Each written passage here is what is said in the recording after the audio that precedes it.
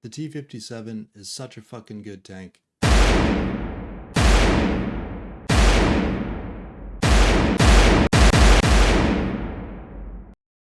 Hello everyone and welcome to my first ever YouTube video.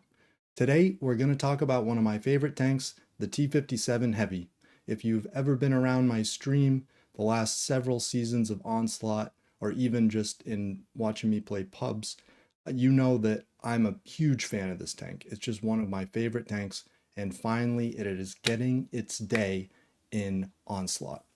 I'm going to explain to you why it is one of the best tanks that you can play for climbing the ranks in Onslaught, and as we recently saw in the OLS finals, a 100% meta tank for top tier competitive Onslaught. Let's get right into it.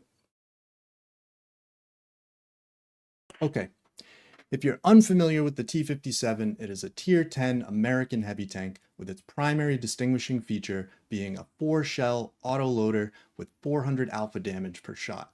That gives it a massive 1600 clip potential, and with only a 2-second intra-clip reload, you can dish out that damage in only 8 seconds. That is just the base tank that you can play in pubs. We will talk about the other properties of the tank like HP and Armor a bit later, but for now I want to highlight one crucial aspect of this tank that surprises even experienced players, and that is its DPM. The T57 has a monstrous 3600 DPM with an optimal setup, giving it the highest DPM of any heavy tank in the game. Any heavy tank. People don't expect that because it's an autoloader, and typically autoloaders don't have the best DPM because you're spending so long waiting on your reload, and it usually takes you a long time to get through your entire clip in the case of, like, you know, the Bat Chat or the Fosh B or something like that. Now let's talk about what really makes this tank a monster in Onslaught, and that is the focus on target roll skill. This skill reduces your gun dispersion to nearly 0 and your intra-clip reload time by 0.9 seconds, which means your intra-clip now becomes just 1.1 seconds when charged to level 3. Let that sink in for a moment. With the ability active, you now have a laser gun that can dish out 1600 damage in 3 seconds. With such a rapid intra-clip, in practice, this means you essentially have a 1600 alpha cyclic gun. Obviously, you have to click 4 times, but as you'll see in some of the footage, with the level 3 ability, I mean, the shells come out so fast that in previous versions of the game, the sound effect for reloading a shell couldn't even keep up with how fast the shells were coming out. So it really is boom, boom, boom, boom, 1600 damage. Like, you know, in most practical situations, it is essentially indistinguishable from having 1600 alpha. Pretty sick. And as for the other properties of this tank, which I'll talk about a little bit more coming up when we talk about how you actually play this tank in Onslaught, it also, since it's a heavy tank, has a decent amount of hit points, 2660 with bond hardening, which is completely respectable. And it also has a relatively trollish armor layout. We'll take a look at that in a minute, but you don't rely on the armor in this tank, but it's trollish, which typically means you're gonna bounce a bunch of shots that you never expected that you were gonna bounce. In Onslaught, maybe less so because of the reduced dispersion that all tanks have, but you know, as we'll get into, it doesn't really matter because one of the primary ways that you're going to play this tank is with trading. You're going to use this large hit point pool and your large clip potential of 1600 to outtrade basically any tank in the game. So you expect to take the shot. You don't really care. You dish out 1600 damage, take 500 in return, or whatever, 750, 800, it doesn't matter because you're winning the trade anyways. And then you're going to move on and laugh all the way to victory. So here we're starting with the gameplay strategy stuff. Punishing in this tank means you want to punish mistakes that people are making. So here you have an example of someone making a cross. We're going to show another example of someone making a cross. It's very common on Pilsen. You want to punish people for making mistakes, for being out of position. You want to tax them for getting into whatever position they're trying to get into. It's pretty straightforward, but really you want to try and find angles, and you want to realize and memorize the constant crosses that people are likely to make, and you want to catch people out like this. Hooray, a kill! See, this is another common one on Ghost Town where someone's going to try and take the radar too early in a bad tank for it, and you just want to make them pay for that. Here, someone's trying to cross, you know, join his teammates or whatever, and you're going to say, no, bro, I don't think so. Another common situation on airfield is people are trying to poke the middle, and you can hide in the center here and just absolutely destroy them when they try to poke to reset cap or something. Here's another example of that very common cross on Pilsen, where you can set up right from spawn and really tax someone for going for that outside strike. Here again on airfield, it's a massively common situation where someone's gonna, you're sitting on cap, someone's gonna try and reset, and you want to be around the opposite corner waiting to clip them.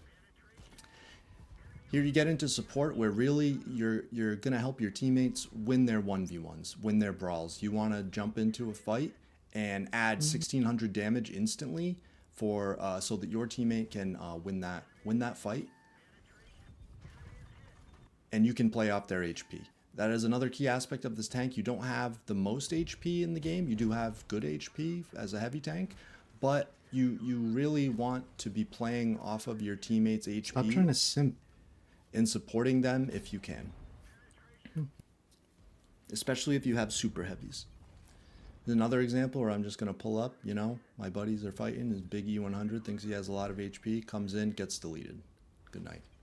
Another one, our bat chat's getting pushed in the north. They might win the north, but here I turn that fight, I can turn him into a pretty even trade, minus the tank down.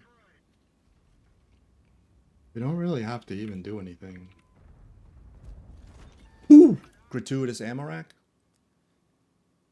Here's another thing you do in the T57, because you can dish out that 1600 damage, is you can just drive up. You can just pull up to someone and be like, yeah, I know you're going to shoot me, and I guess what? I don't give a shit.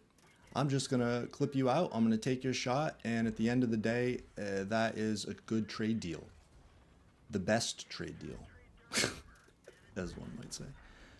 But yeah, you're going to take shots. You take shots in the T57. It's not like a bat chat where you're like sneaking around and you can barely take any shots. Like, you can just pull up on someone.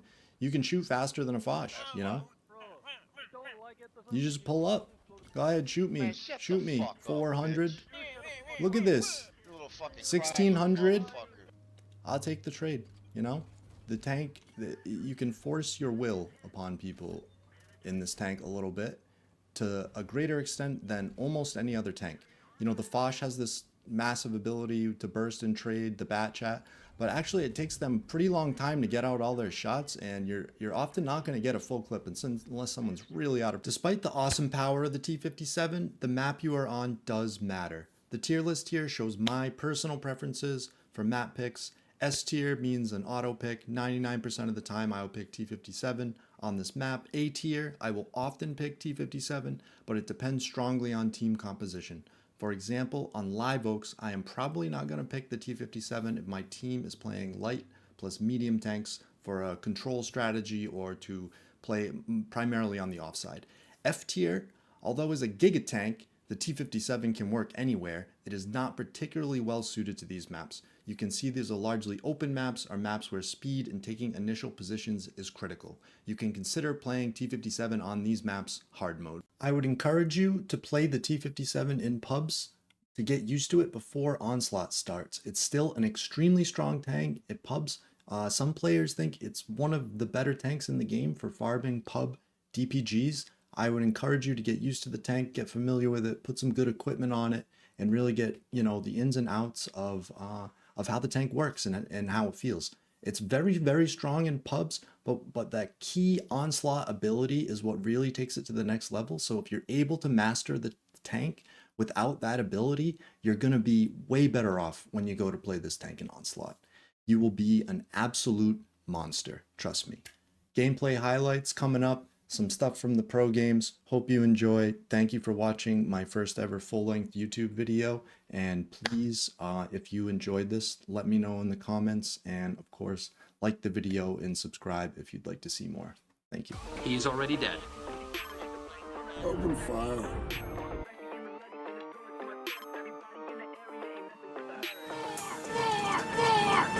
Sevens, they look very ominous right now, Fran.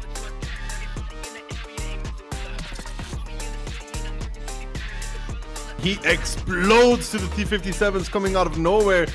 Guys.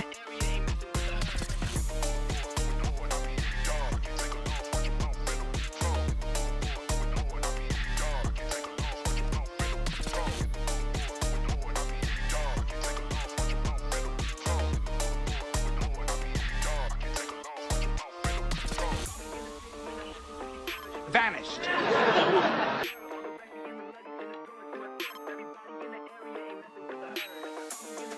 There was a firefight!